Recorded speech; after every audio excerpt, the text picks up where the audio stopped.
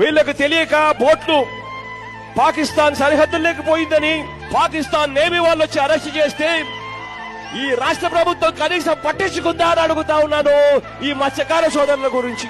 ఇవాళ ప్రతి మత్స్యకార సోదరుడికి నేను భరోసా ఇచ్చి చెప్తా ఉన్నా, ఖచ్చితంగా మా రాజ్యసభ సభ్యులను ఇద్దరిని ఇచ్చి ఆ మత్స్యకార సోదరుల కుటుంబ సభ్యులతో పాటు కలిసిపోయేట్టుగా కేంద్ర మంత్రి దగ్గరికి వాళ్ళు వెళ్లి రిప్రజెంట్ చేసి మన వాళ్ళను మళ్ళీ వెనక్కి తిరిగి తీసుకొచ్చేట్టుగా చేస్తామని చెప్పి హామీ ఇస్తా ఉన్నానని చెప్తా ఉన్నా. సార్ మాకు ఇప్పుడు ఊపిరి పోసారు సార్, మాకు జన్మలో మర్చిపోలేను సార్. ఎందుకంటే బ్రతికినంత వరకు మీ సేవ చేసుకుని బ్రతికాను సార్.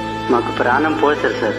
మీరు పోయేటప్పుడు చెక్కులు కూడా ఇస్తారు, తలా 5 లక్షల రూపాయలు ఇమ్మని చెప్పినాము, ఇస్తారు.